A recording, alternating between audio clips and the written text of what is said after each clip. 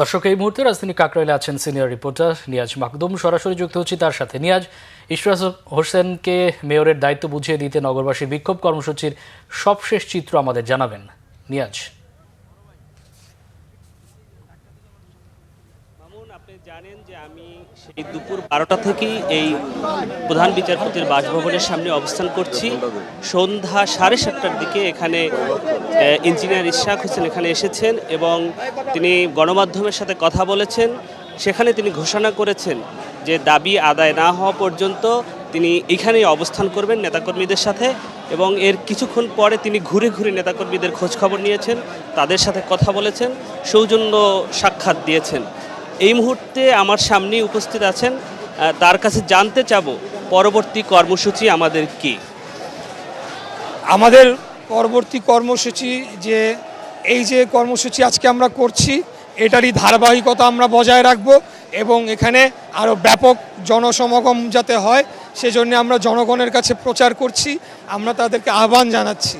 আপনারা জানেন যে এই প্রোগ্রামটি, যদিও আমরা অবশ্যই সবাই দলেরই মানুষ, কিন্তু এটা সাধারণ ঢাকা দক্ষিণের সর্বস্তরের ভোটার এবং জনগণের ব্যানারে আন্দোলনটি শুরু হয়েছে, তারাই এই জায়গায় নিয়ে এসেছে এবং তাদের পদক্ষেপের কারণে কিন্তু আমরা এই বর্তমান সরকারের ভেতরে যে লুকায়িত দলবাজ যে মুখোশধারী যারা রয়েছে তাদেরকে চিহ্নিত করতে পেরেছি। সেটা উপদেষ্টা পরিষদে হতে পারে, ব্যুরোক্রেসিতে হতে পারে, অন্যান্য জায়গায়।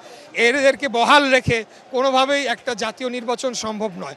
অতএব আমাদের আন্দোলন এটা তখনই থামবে যখন আমাদের দল স্যাটিসফাইড হবে যে না, এই সরকারটি সম্পূর্ণ নিরপেক্ষভাবে নির্বাচনের সময় দায়িত্ব পালন করতে পারবে এবং ক্ষমতা শান্তিপূর্ণভাবে নির্বাচিত দলকে হস্তান্তর করে দিয়ে যাবে। সেই স্যাটিসফ্যাকশনটা আমাদের আসতে হবে, তখনই আন্দোলন থামবে।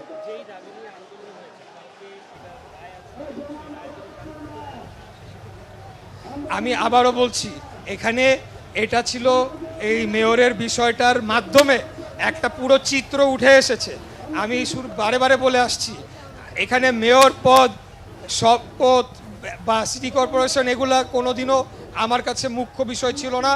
আমরা রাজনীতি করছি বাংলাদেশে একটা সুষ্ঠু সঠিক জাতীয় নির্বাচনের মাধ্যমে জনগণের সরকার প্রতিষ্ঠা করে, তারপরে আমাদের আগ্রহ স্থানীয় সরকার নির্বাচন নিয়ে। তবে এই প্রক্রিয়ার মধ্য দিয়ে যেহেতু পুরো বিষয়টা সামনে চলে এসেছে, এখন আমরা চাই যে এগুলোকে শোধরানো হোক এবং প্রয়োজনীয় যে পরিবর্তনগুলো আনা দরকার এবং যাদের যাদের পদত্যাগ করা দরকার সেই পদত্যাগগুলো করানো হোক।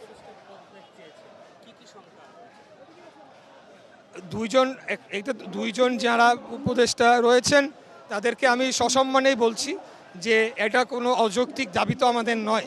তারা যেহেতু দলের সাথে সম্পৃক্ত আছেন, তাদের উচিত হবে যে জনগণের যে ইচ্ছা সেটাকে সম্মান দেখিয়ে পদত্যাগ করে তারা রাজনৈতিক সংগঠনে যোগ দিয়ে তাদের রাজনীতি তারা করুক, যেমন তাদের দলের প্রধান নাহিদ ইসলাম করেছেন। সবাই এটাকে অ্যাপ্রিসিয়েট করেছে, সেটাতে তো কোনো সমস্যা নাই।